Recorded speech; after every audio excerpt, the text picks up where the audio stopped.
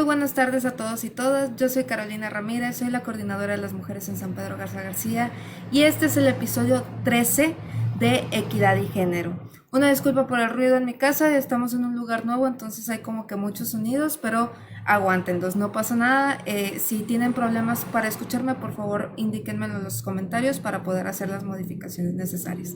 En esta ocasión, en este episodio, le llamamos Mujeres que se mueven.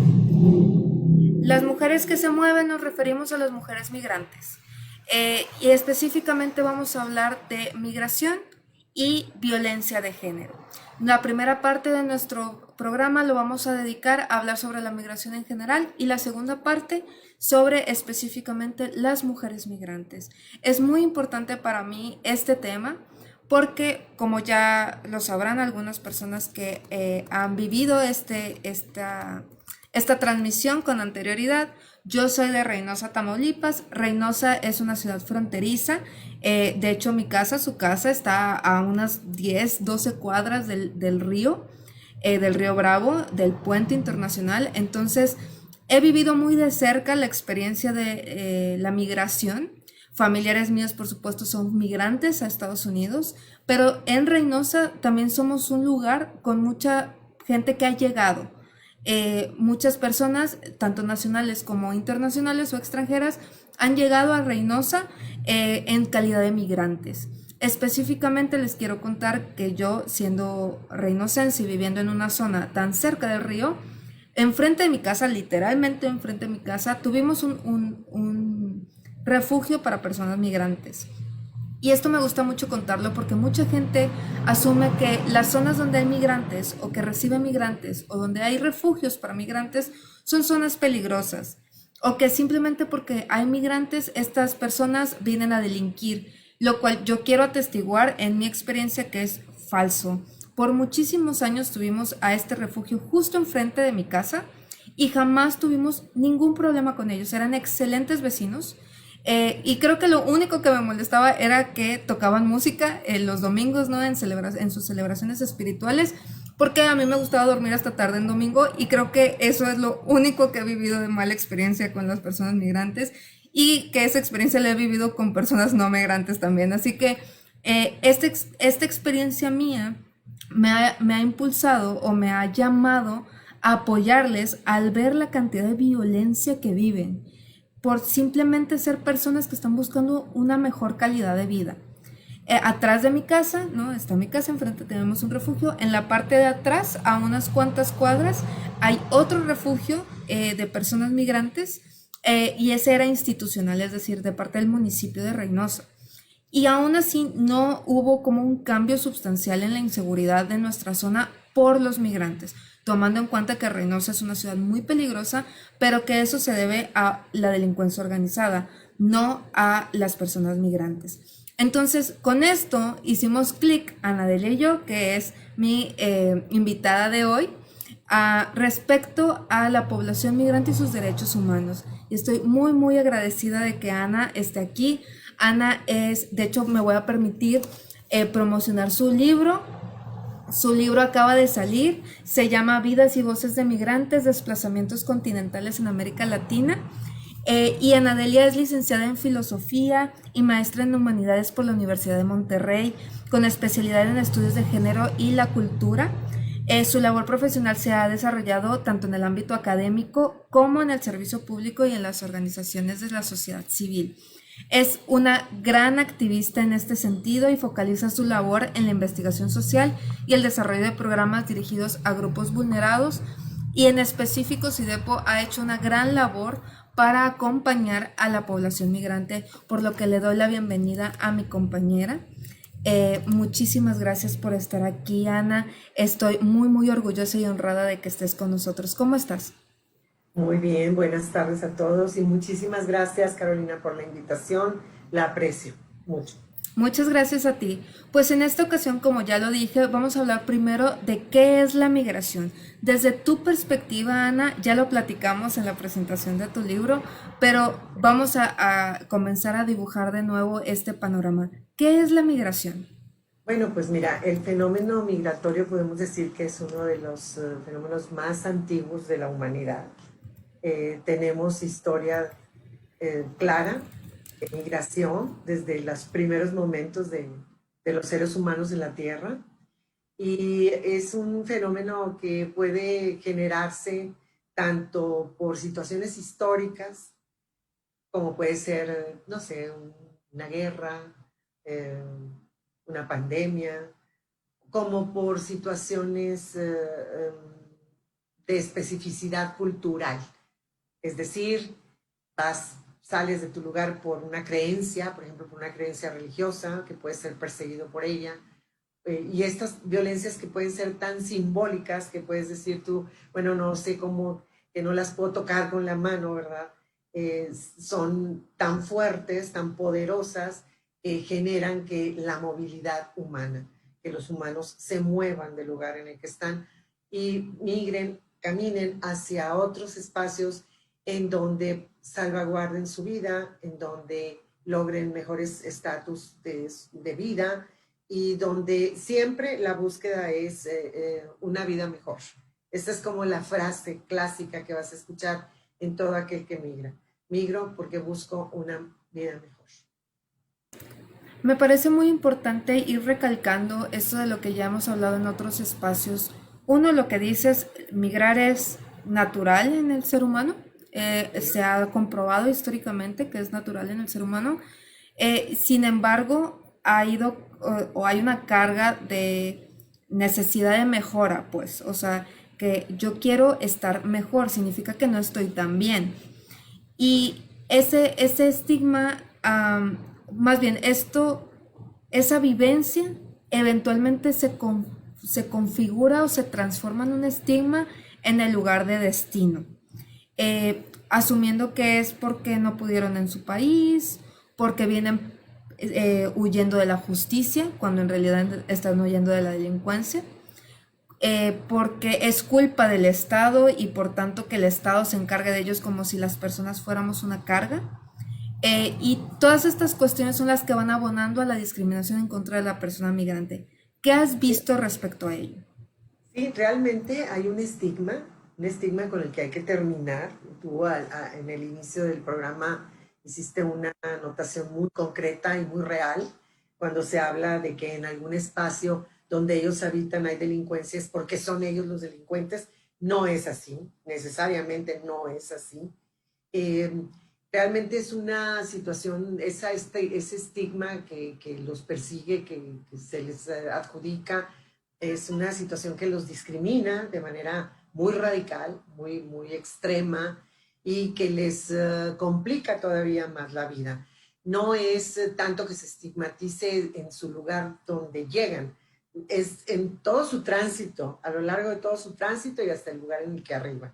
Sí es una problemática muy seria, y contra esas violencias simbólicas, repito, esas que parece que no las puedes tocar con la mano, ¿verdad? Y que parece que entonces por eso no existen, pues son con las que tenemos que estar trabajando y con las que tenemos que estar acabando.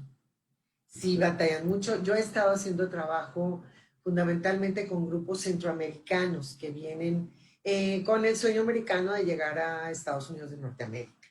Pero bueno, sabemos que México es un lugar de tránsito obligado y que en gran medida un porcentaje de ellos detiene aquí su camino, otro no, continúa. Sin embargo, también hay que decirlo, quienes detienen aquí su camino es un porcentaje muy bajo, porque lo detienen a veces nada más como para hacer un poco más de dinero trabajando y poder llegar a su destino final, que es Norteamérica. Ese sueño de que allá es muy maravilloso vivir y que allá te vas a hacer rico y que allá te va a ir muy bien, pues es un sueño que ellos persiguen, es su utopía. Uno sabe que realmente ser migrantes, migrante en Estados Unidos de Norteamérica es muy duro. Yo le he llamado a este grupo la esclavitud del siglo XXI. Hacen con ellos lo que quieren, ¿verdad? Y a la hora que quieren. Trabajan en condiciones paupérrimas, difíciles. No importa qué edad tienes, qué complexión física tienes, tú tienes que cubrir cierta cantidad de trabajo diario, que normalmente es exageradamente difícil, pesado y con una paga muy baja. Eh, pero esos maltratos, podremos decir, esas violencias que van recibiendo, a lo largo del tránsito, pues la reciben igual aquí en nuestro país, no nada más cuando llegan a Norteamérica, ¿verdad? Aquí hay puntos muy específicos donde la gente que necesita trabajo, mano de obra barata, ya sabe que puede ir a pararse. Cerca de Casa Indy, cerca de Casa Nicolás, por ahí van a, pues a subir en sus camionetas gente y llevarlos a trabajar. Y muy seguido pasa que los llevan el lunes, el martes, el miércoles, el jueves, el viernes y el sábado ya no aparecen y ya no les pagan toda su semana. Y pues eso es una arbitrariedad tremenda. Normalmente, bueno, estas personas no traen forma de defensa, normalmente no traen papeles. Esta es otra problemática muy seria con la que ellos se enfrentan desde su nacimiento. Vienen de países eh, tan maltratados en su identidad, en su formación, en su forjar nación, o sea, realmente no son naciones fuertes que pues para ellos también desde que nacen muchas veces ni siquiera es importante tener un registro que diga aquí nací y soy hondureño, por decir algo, ¿verdad? Entonces, si desde que nacen, desde su país, no es importante tener un papel que diga soy de aquí, pues entonces cuando transitan vienen sin esos papeles y también consideran que no es importante cruzar de una frontera a otra pidiendo un permiso para obtener un papel que aparte va a ser imposible obtener porque ellos no tienen forma a veces ni de probar quiénes son, ¿verdad? Y eso, pues eso es lo que hace que también que los instalemos un poco así como en el nicho de son peligrosos. ¿Por qué? Porque no sabemos quiénes son. Pero son parte de los estigmas de los que tú hablabas al principio, Carolina. Me parece muy importante señalar dos cosas. Esto del sueño americano me da mucha risa y con risa me refiero a que me da tristeza.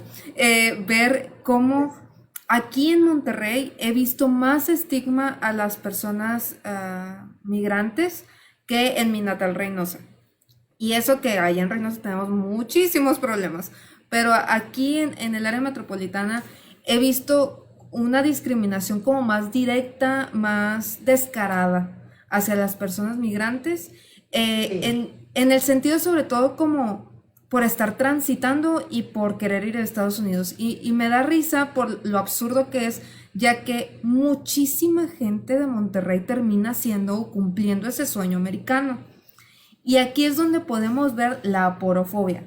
¿Qué es la aporofobia? Es el odio a la pobreza o a las personas pobres, en específico a las personas migrantes. Cuando hablamos de personas migrantes nos imaginamos a estas personas con ropa desgastada, cargando una mochila, pidiendo apoyo económico en los cruceros, en las calles. Cuando hablamos de migrantes nos imaginamos a esa persona, pero migrantes somos todos. Yo soy migrante, yo migré de Reynosa al área metropolitana de Monterrey. Y en su momento mis abuelos también fueron migrantes. Y así sucesivamente. En Monterrey, en el área metropolitana de Monterrey, el 30% de las personas no son originarias de aquí. no, es más alto, Todavía más alto, bueno, el más registrado. alto. Sí, Y solamente lo tienen que ver en las escuelas, ¿no? La cantidad de personas foráneas que hemos sido es porque el área metropolitana de Monterrey, como mucha parte de México, como mucha parte de Estados Unidos, se mantiene gracias a la migración. La migración es necesaria para que una sociedad evolucione, crezca, se desarrolle. Qué mal que estamos recibiendo a estos hombres y mujeres que desean una mejor calidad de vida, que están en edad laboral, la gran mayoría están en edad laboral, y que tienen deseos de mejorar su calidad de vida, y en lugar de asimilarlos e incluirlos sin agresión, sin violencia a nuestra sociedad para que crezca, los hacemos a un lado. ¿Qué ves tú en esto? ¿Cómo te hace sentir esto desde tu no, experiencia con ellos?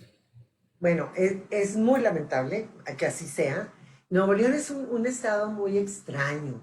En nuestro origen, en este origen ancestral, donde están los Garza, los Garcías, los Treviños, los Martínez, los originarios de estas tierras, eh, vaya, los que observamos a nuestros abuelos, yo tuve, ya murieron, abuelos del siglo pasado, que nacieron en los 1890, por decir.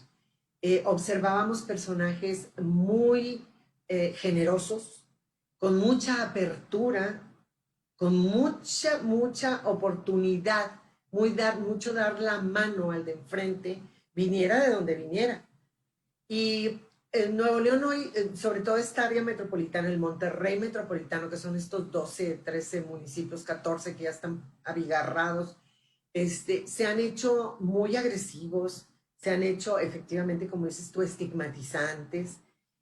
Sin embargo, no son territorios ya muy poblados por gente oriunda de aquí, no. O sea, ya es una metrópoli muy habitada. Dinámica también. No, muy dinámica, habitada por mucha migración. Sí existe el sueño americano aquí todavía, y ves pueblos enteros, Vallecillo, así que se va todo el pueblo a trabajar allá, pero también ves mucha gente todavía generosa, todavía que responde a las necesidades del prójimo sin problema. Sin embargo, bueno, es una selva de cemento, esta metrópoli, ¿verdad? Y ha hecho que pues la gente tienda a generar otro tipo de problemáticas que antes no veíamos, muy asociadas a la parte de las violencias, así, estas que tú mencionas. Y bueno, las personas que transitan por aquí, de las que muchas de ellas te platicaba yo que se quedan, es porque Nuevo León se ha convertido como en el sueño mexicano. Se habla de que es una tierra de oportunidades, que habla de que es una tierra de trabajo. Estamos hechos a partir de muchas migraciones. Aquí está la famosa colonia de Independencia, donde tenemos una gran cantidad de personas que forjaron muchos grandes edificios, muchas grandes áreas que tiene Nuevo León, con mano de obra de ellos, y todos ellos venían de San Luis. Por eso su puente se llama el Puente San Luisito. ¿Por qué? Porque hay una gran migración de gente de San Luis Potosí que llegó a Nuevo León como mano de obra para la construcción. Y no solo Y construyeron edificios quedaron. e infraestructura, además de construir edificios e infraestructura icónicos en el área metropolitana, Icónicos. además crearon identidad. Claro, es parte de la identidad. Y ahora sí muy orgullosos estamos de esa identidad, pero en su momento ellos mismos fueron víctimas donde les explotaron, ¿no? Les explotaron y los mantuvieron en precariedad. Entonces, esta disonancia la vemos también con ahora, ¿no? Eh, Allá en Reynosa lo he visto. Cuando hubo la primera migración, que hubo mucho choque, pues no quiero decir cultural porque realmente no lo era, sino era, pues yo quiero decir racismo y pues de plano discriminación en contra de migrantes nacionales de Veracruz, donde la gente de Reynosa no los quería y se inventaban pues lo que siempre se les inventa a los grupos vulnerados para sacarlos. Finalmente pues no se puede, pues porque lo natural es la migración y ahí obviamente se quedaron. Y ahora sí, parte de la identidad reinocense es la comida huasteca y es la comida veracruzana. Y se ha integrado con la comida norteña, pues, o fronteriza de nuestro pueblo, y se ha integrado muy bien y es parte de nuestra identidad ahora, pero en su momento fue un pleito, ¿no? Entonces, creo que sí es estar del lado equivocado de la historia cuando tenemos estas resistencias a nuevas culturas que se vayan conectando con nosotros de una manera natural, no violenta, porque tampoco se trata de forzarles. En Estados Unidos lo vemos mucho, de, estás en Estados Unidos, pues habla inglés. Para empezar, el inglés ni siquiera es de Estados Unidos, para empezar, ¿no? Como que a ese nivel de absurdo llegamos, pero esa necesidad de que, bueno, es que sus costumbres son diferentes a las nuestras y por tanto tienen que estar separados de nosotros. Y es la mentalidad de separados pero iguales, ¿no? Que está fundada el racismo gringo clásico que conocemos. Y es ese tipo de retóricas lo único que abonan es a dividir. Esta división de la que estamos hablando, Ana, ¿crees que, o más bien, qué nos podrías decir en tu experiencia con las personas migrantes de cómo ir desdibujándolas o ir borrando estas barreras que hemos puesto o que se han puesto socialmente? Bueno, hay un fenómeno muy interesante que tenemos que subrayar. Una gran cantidad de estas personas que vienen de Centroamérica a este país en tránsito y que finalmente algunos terminan quedándose, una gran cantidad de ellos terminan formando familia aquí, gente que es de aquí. Yo recuerdo desde hace 20 años haber escuchado a alguien que trabajaba cerca de mi casa, que tenía a una pareja que venía de Centroamérica, creo que en aquel entonces era un salvadoreño, con el cual ahora habitaba como familia y habían tenido un hijo y que ella tenía mucha preocupación porque no podía eh, registrar a ese niño como hijo de él porque él no traía ningún papel. Estoy hablando de hace 20 años. Yo me acuerdo que me sorprendía mucho, decía, ¿cómo puede venir una persona sin un papel? Lo que es la ingenuidad, ¿verdad? En esos tiempos, cuando luego al rato me doy cuenta que aquí mismo, aquí en la Sierra de Galeana o aquí hay muchos niños que no tienen tampoco su papel de nacimiento. No me tengo que ir hasta Honduras, ¿verdad? O hasta El Salvador. Sin embargo, te digo, escuchaba yo esas historias y decía yo, ¿cómo puede venir gente que no tenga papel? Y veía la angustia de esas mujeres que ya tenían familia con estas personas y que no hallaban cómo ponerle el apellido de manera legal de ese padre porque no había un papel que dijera que él era el padre. ¿Quién era el padre? ¿Verdad? Entonces, eso ha diluido mucho esa raya terrible de estigma y de no los acerques y no permitas que ya están muy vinculados con nuestra cultura. Aquí hay una gran cantidad, más de lo que nos estamos pudiendo imaginar, de personas que llegaron de Centroamérica o de Sudamérica y que ya se quedaron aquí, formaron familia y que aquí están. Yo he tenido compañeras en la universidad, yo estudié en la Universidad de Monterrey, tenía compañeras que su padre fue un migrante hondureño y ya era una persona bien establecida, con muy buen negocio, con sus hijos estudiando universidad. Y, o sea, esa es la manera. Me preguntas tú, ¿cómo se van diluyendo esos límites, ese poner la raya entre ellos y los que somos de aquí, por decir una forma? Es natural, la vida misma pone cómo diluir ese límite, esa raya. ¿Por qué? Porque es ilógica, no tiene sentido, ¿verdad? No tiene validez. Y bueno, con eso hay que seguir trabajando, porque todavía hoy es real, como tú lo señalas, hay mucho estigma, hay mucha descalificación, ellos batallan para socializar a veces y se aprovechan mucho también de su mano de obra. Llega la Mucha mayoría de los explotación. Sí, la mayoría de los que llega es gente con edades en las que pueden trabajar todavía físicamente fuertes. La mayoría de ellos no trae escolaridad, por lo mismo lo más valioso que tienen es su fuerza, sus manos, su fuerza laboral, así fuerza física.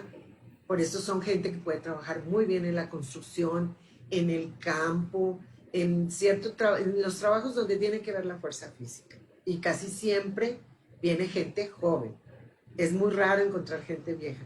Conozco a algunos migrantes que llegaron aquí a los 14 años, que hoy tienen 80 años y que jamás tuvieron un papel y que jamás tuvieron identidad. Y aquí están. Y yo los admiro no sabes de qué forma, porque son personas que a pesar de no haber tenido nunca la oportunidad de formar una identidad clara, propia, según yo, ellos ahí están, al pie del cañón, vivos y siguen trabajando.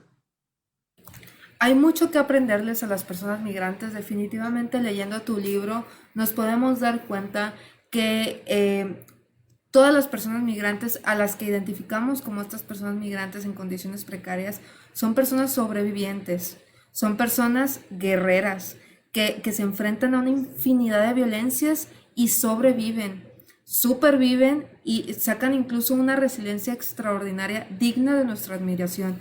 Y por tanto quisiera pasar como a la siguiente parte de nuestra conversación, donde nos enfocamos en la experiencia específica de las mujeres migrantes, porque cuando hablamos de esta mano de obra, sobre todo de la fuerza física y demás, nos estamos refiriendo más que nada a hombres, y que sigue pues en el psiquis colectivo o en la creencia colectiva de que solo se vienen hombres a migrar, y precisamente a trabajar para poder darle dinero a sus familias en otro país.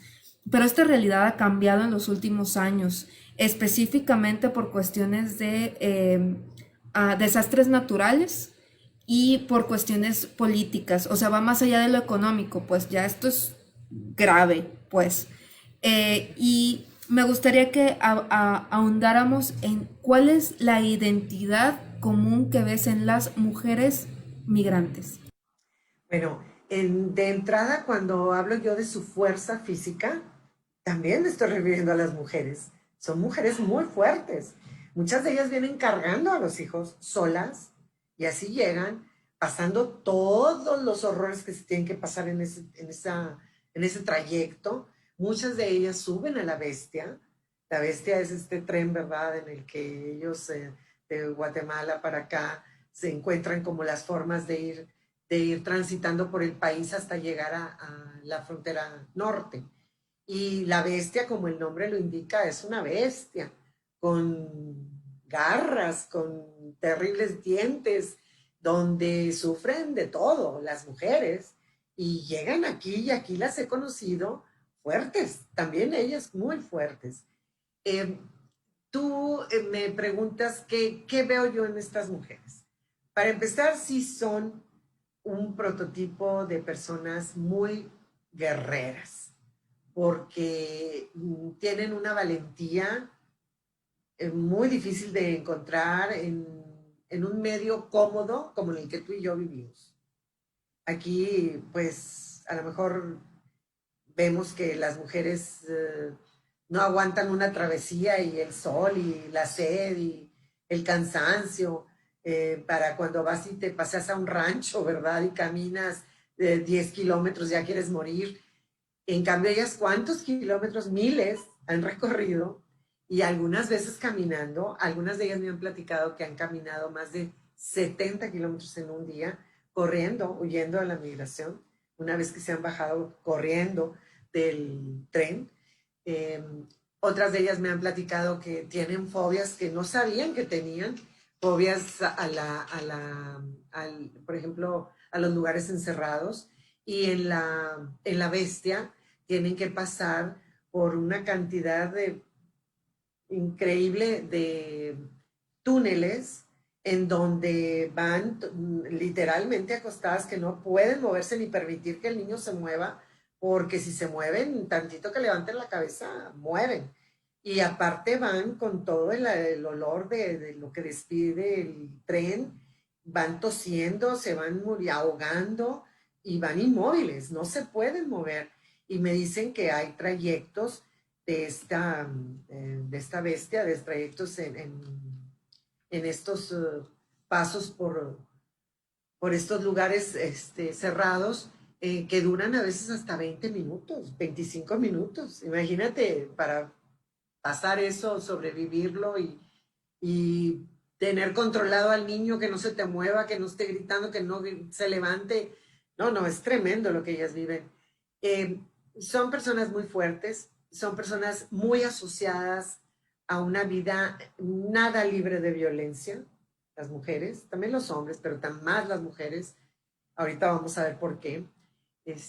Son también unas personas que asumen estoicamente que la educación no es para ellas, que la riqueza es, pues, no saben qué es eso, o sea, ¿qué es eso? Eh, Estar con la zozobra, para mí es zozobra, para ti puede ser zozobra, de no saber mañana qué vamos a vivir, para ellas no es zozobra, ellas no tienen vida cotidiana, ni ellos, ¿verdad? Pero ellas tampoco. Ya ves que tradicionalmente se le ha dado a las mujeres como que el espacio de lo privado, a los hombres el espacio de lo público. Aquí en ellas no, esto no es ni pensable.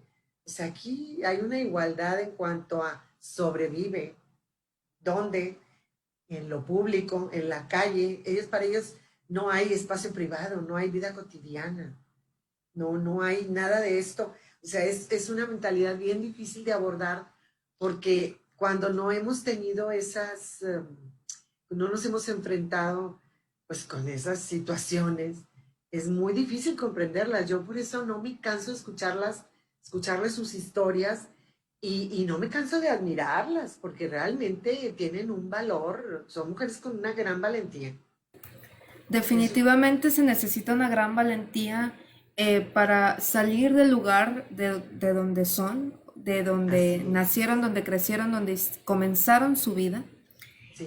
Y Además, me gustaría comentarte otra cosa. Ellas luchan mucho por rescatar a sus hijos de los grupos del crimen organizado, porque allá a los niños desde los 6 7 años, los maras famosos los utilizan y los usan para, ya sabes, hacer transportes de ciertas cosas, para llevar recados, incluso los enseñan a manejar armas desde muy pequeñitos y muchas de ellas cuando ven ese tipo de vida que dicen, bueno, yo ya perdí a mi hermano, a mi padre, a mi primer pareja, ya no quiero que mi niño crezca en eso, se arman de valor, se les enfrentan, rescatan a sus hijos y se los traen. También esa es otra de los hechos por las que ellas transitan hacia salir de sus países de origen.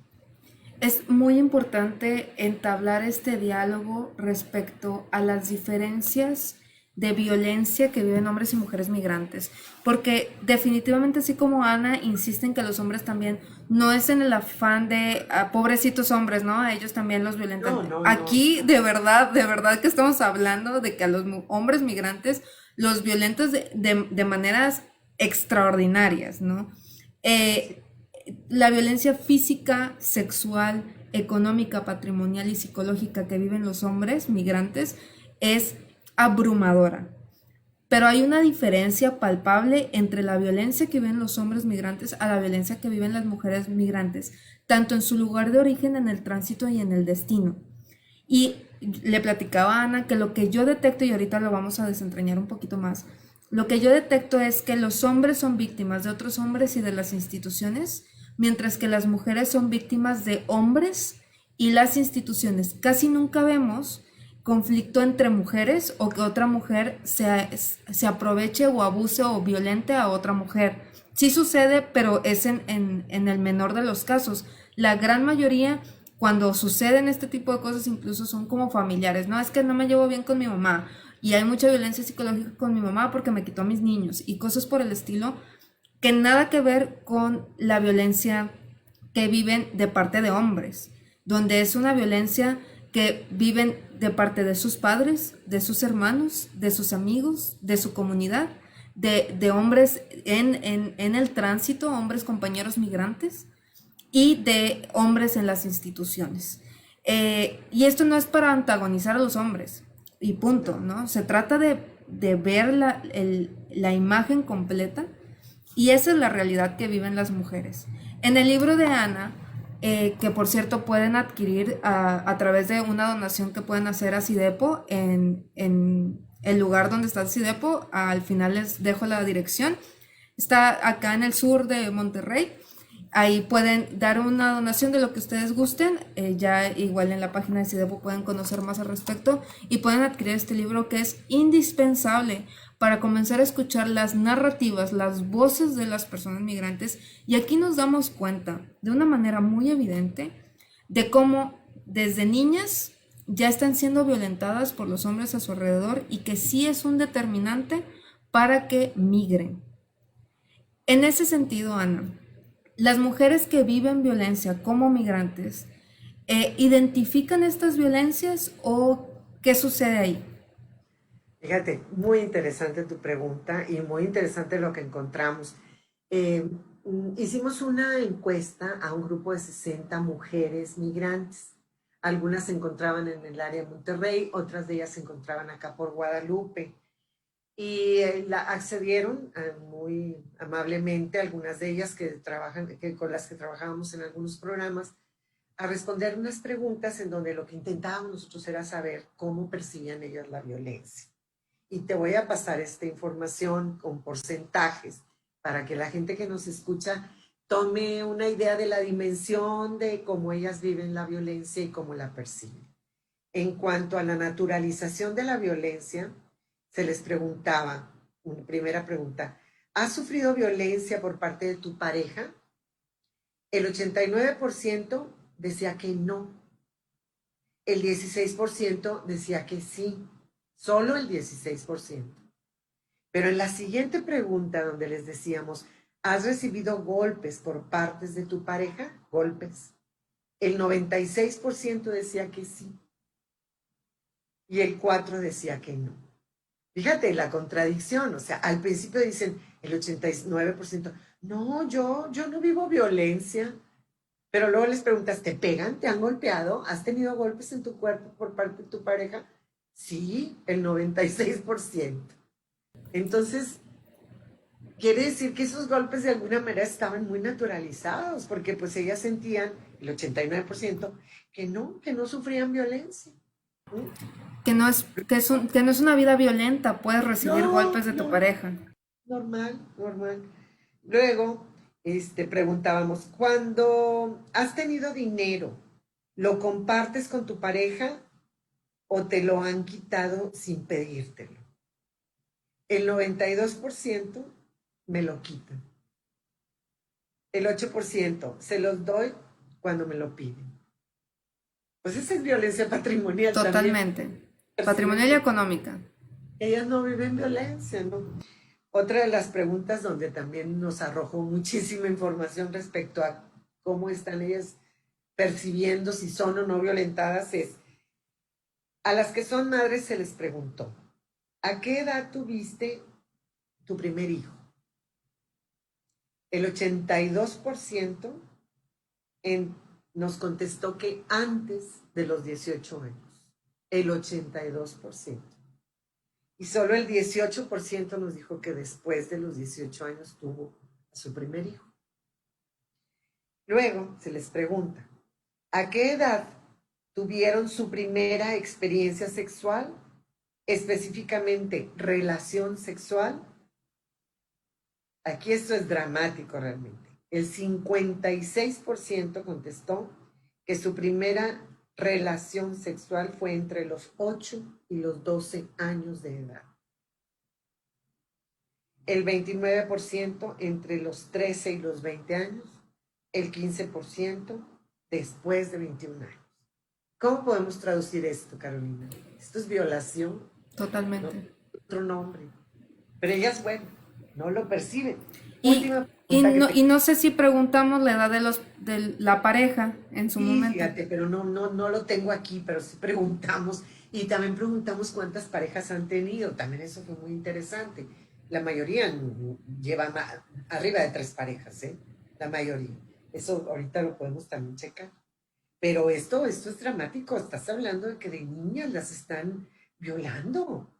Y una última pregunta que te quería compartir es, ¿tu primera relación sexual fue con tu consentimiento o fue forzada?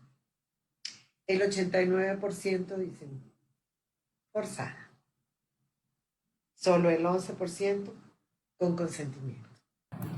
Entonces, ahí tenemos clarito, ¿verdad? Qué Cómo triste escuchar eso, qué de la triste. violación es un tema totalmente, ahí sí, cotidiano. Y aquí es donde nos enfrentamos, son niñas, son Son niñas. niñas, sus cuerpos muchas veces ni siquiera están listas, sus matrices para enfrentar un embarazo.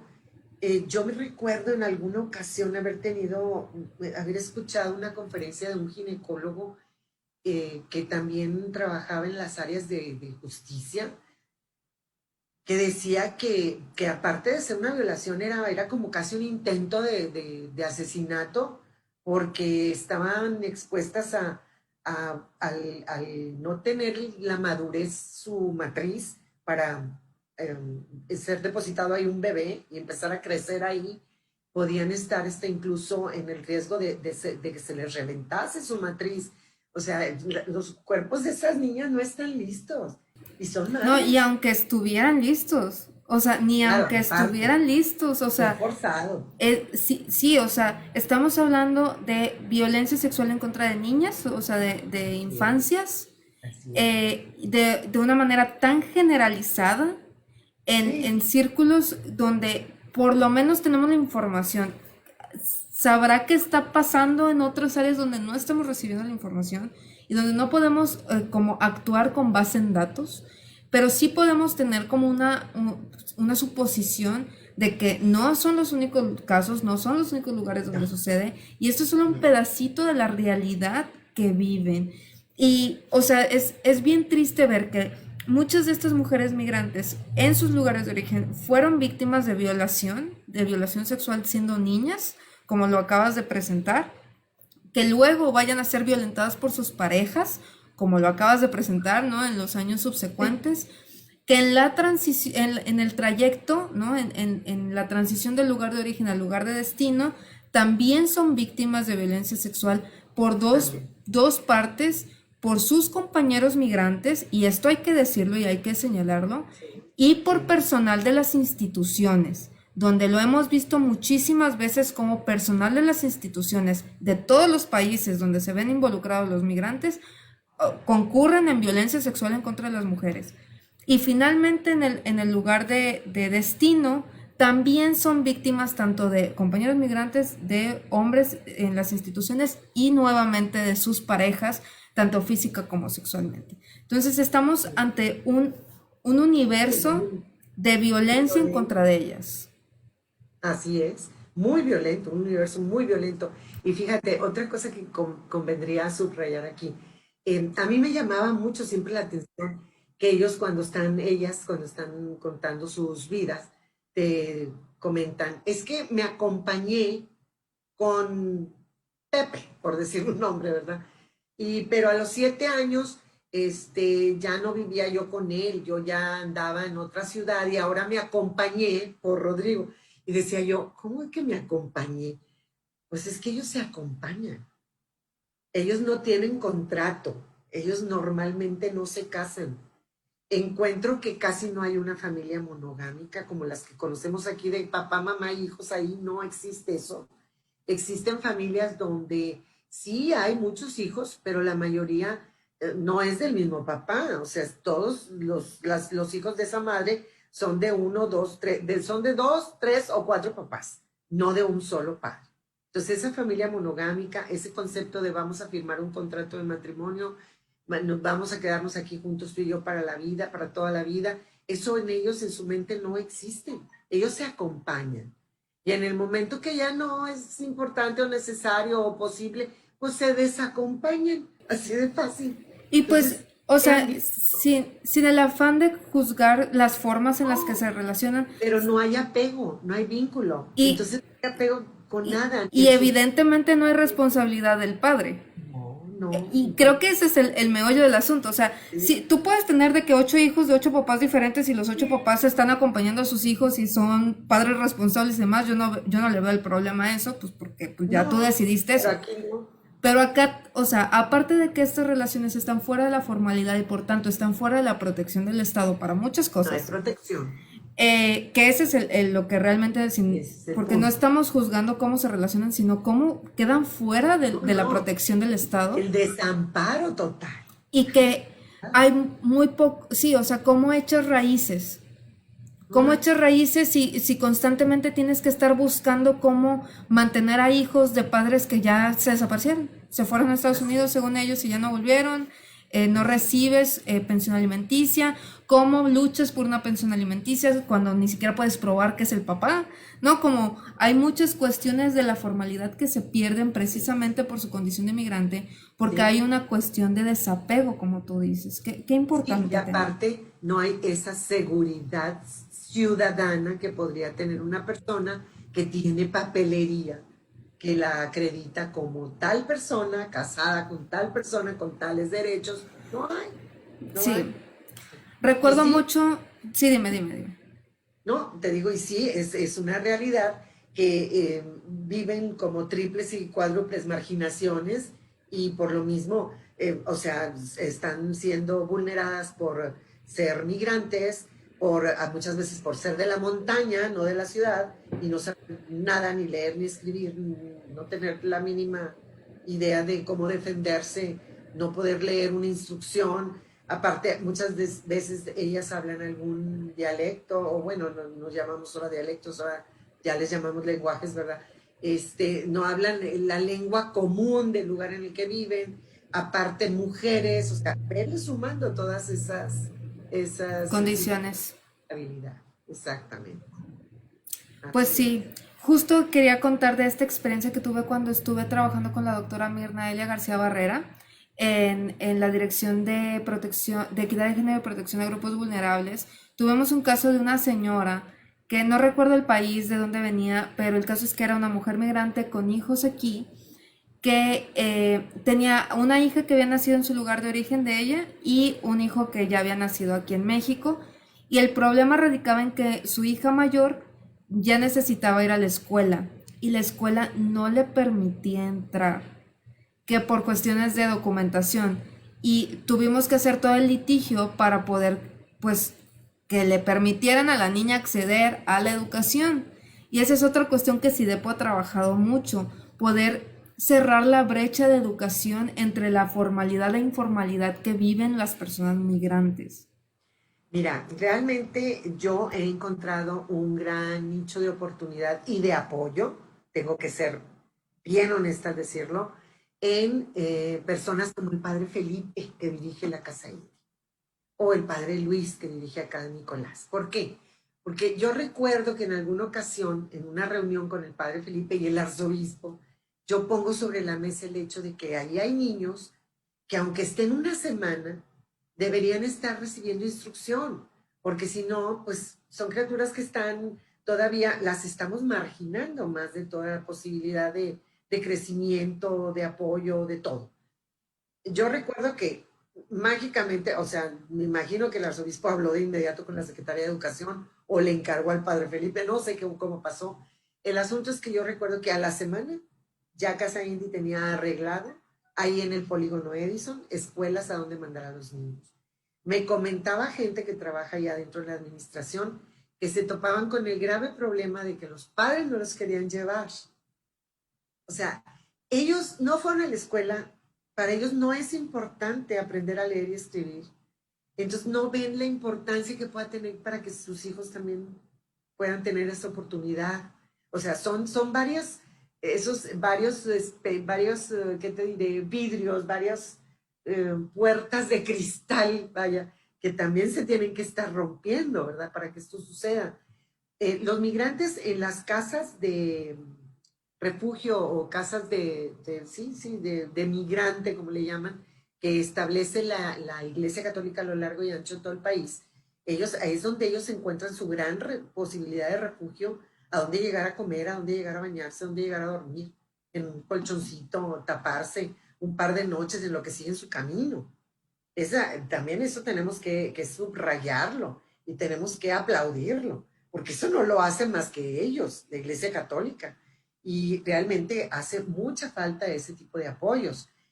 Por ejemplo, Casa Indy, el año pasado, por mayo, ya hace un poquito más de un año, abrió un espacio especial de refugio para las mujeres con sus hijos, lo cual no existía Que esa en es todo. otra forma de violencia Otra institucional. forma de violencia. Había casa para el migrante, no la. Hombre. Sí, sí, sí.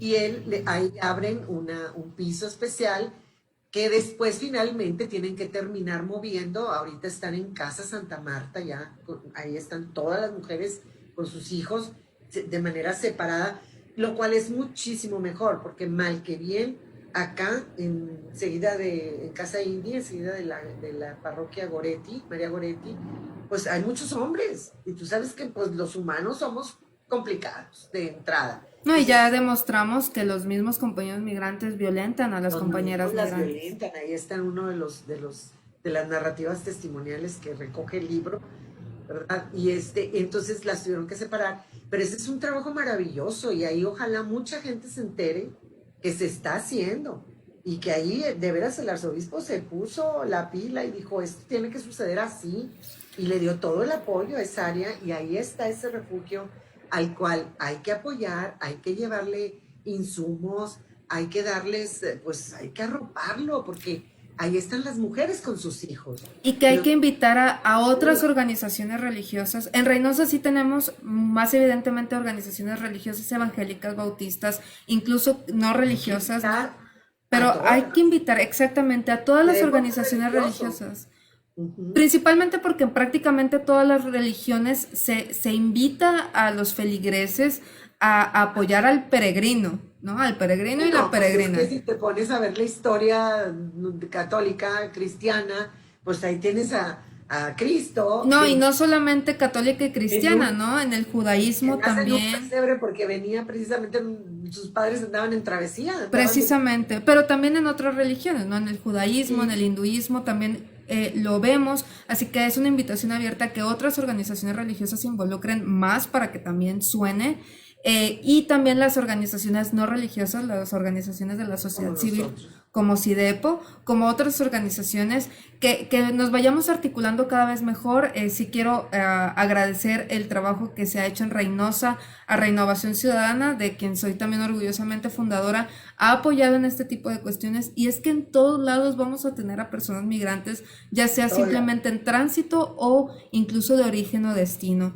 Así que sí hay que tener una apertura más a este fenómeno social totalmente natural en el ser humano, para que este racismo, xenofobia, aporofobia que persiste en contra de las personas migrantes se disminuya y erradique, a la par que denunciamos y trabajamos para la erradicación de la violencia de género en contra de las mujeres migrantes. Ya nos queda poco tiempo, yo sé que te tienes que retirar, Ana, así Sí, que sí, sí. pues esta conversación sigue abierta, vamos a seguir platicando al respecto. Por favor, sigan las redes sociales de SIDEPO AC, es con C de casa, SIDEPO, así como suena, y van a poder encontrar ahí cómo adquirir su ejemplar. Es muy importante sí, aquí viene. Y Y- Depo hace. SIDEPO hace. Y ahí pueden encontrar las instrucciones para que puedan adquirir su ejemplar, porque esto es muy, muy importante para que vayamos comprendiendo la realidad de las personas migrantes en Nuevo León. Así que, Mira, me sí, dime. gustaría antes de irme en esta portada que nos hizo Leti Blanco, que es una chica ahí de San Pedro, una artista, una niña muy, muy preparadita en el tema artístico. Está un padre caminando con una niña. Esto es algo que también vemos mucho. Imagínate tú esa niña que va creciendo a lo largo de un camino sin una mamá. También esa es una situación de mucha vulnerabilidad para esta criaturita. Y esto lo ves de manera muy común, al padre caminando en tránsito con una niña. Son vidas como tú lo pudiste palpar, porque estuviste muy cerca del fenómeno, porque recibiste información de compañeros tuyos que te invitaron incluso a llegar a hasta escribir un cuento, como me contabas, de una de las historias de ellos. Las historias de ellos son verdaderamente historias desgarradoras y emocionantes, de valor. Son historias que dan para mucho en la literatura. Realmente ahorita sí que me tengo que retirar, voy precisamente a la presentación de una novela que se reedita sobre temas de migración, un doctor allá de Ciudad de México. Y quiero agradecerte, Carolina, por haberle dado el espacio al tema. No es un tema muy cómodo, muy bonito, no es un tema que suela tratarse con mucha familiaridad. A mí me da mucho gusto saber que hay gente tan preparada trabajando en el tema como es el caso del padre Luis Eduardo Zavala, Villarreal, el padre Felipe. O sea, son gentes que se han metido a la academia también a revisar las situaciones jurídicas de derecho humano en las que tenemos que estar como que acreditando la vida de estas personas, de que requieren mucho apoyo, los migrantes lo requieren, de que es importantísimo dejar a un lado la estigmatización, es importantísimo, y de que estamos listas para seguir apoyando en lo poquito que podamos, estamos. Muchas gracias, Carolina. Muchas gracias, Ana. Si quieres, ya puedes salir de la liga. Muchísimas gracias por acompañarnos. Yo voy a seguir aquí con la audiencia porque les quiero invitar. Muchas gracias, Ana. Porque les Gracias. quiero invitar a una convocatoria. Esta convocatoria es totalmente gratuita. Y es importante como que les cuento un poquito de ella. Esta convocatoria la hace el Instituto Estatal de las Mujeres, y aquí la pueden ver al ladito de mí. Aquí. Este taller es totalmente gratuito, es emprendimiento desde cero y se pueden conectar a través de Zoom, o sea, es totalmente en línea. Así que es una excelente oportunidad para que ustedes vayan aprendiendo más respecto al empoderamiento económico, lo cual es muy útil para ir desprendiéndonos de las dependencias con hombres agresores, para que nosotras también tengamos mayores y mejores ingresos y así poder cooperar a que esta sociedad sea más justa e igualitaria. Este taller está disponible, el registro a partir de hoy. Lo voy a poner en los comentarios aquí abajo. Entonces ahí van a poder picarle a la liga, llenar sus datos y nosotras nos contactaremos con ustedes. Siéntense libre de compartir esta convocatoria para que más mujeres la conozcan. Ay, estoy viendo que no se ve. Listo, ya se ve. Está aquí. Sí la ven, ¿verdad? Aquí pueden ver el flyer como quieren, la liga que les dejo aquí abajo. Van a poder ver este flyer más grande, a más detalle. Aquí vienen los grupos y los horarios. Entonces no se pierdan de esta oportunidad, compartan la liga, lo voy a poner aquí y pues también les voy a poner el libro del que mencionó Anadelia. Soy autora de un cuento en una antología que editó la Universidad Iberoamericana y en ese cuento relato una historia basada en una historia real de migrantes que llegan aquí a Monterrey. Es un libro que se edita gracias a un concurso y tengo el honor de haber sido seleccionada como la primera ganadora y la primera autora de ese libro. Así que el primer cuento que ven ahí es el mío y lo pueden leer y se trata precisamente de una familia migrante de Guatemala a Monterrey. Entonces ahí también les dejo la liga, es totalmente gratis, también lo pueden descargar y ahí lo pueden ver. Entonces pues sin más que comentarles, espero ver sus nombres aquí en la convocatoria, en el registro, y que lo compartan con sus compañeros y compañeras con sus compañeras, esto está dirigido a mujeres, para que se inscriban y los libros, por supuesto, compártanlos con todos y todas. Espero que se animen a donar a Cidepo y adquieran el libro también. Y aquí se van a poder enterar de las narrativas. Es un libro muy interesante que le da voz a las personas migrantes, más allá de ser un número, más allá de ser un encuestado. De verdad es la narrativa de sus vidas y eso es muy importante para poder seguir empatizando. Entonces, con esto las dejo para nuestra siguiente edición, que será el próximo martes, donde volveremos a hablar sobre mujeres indígenas.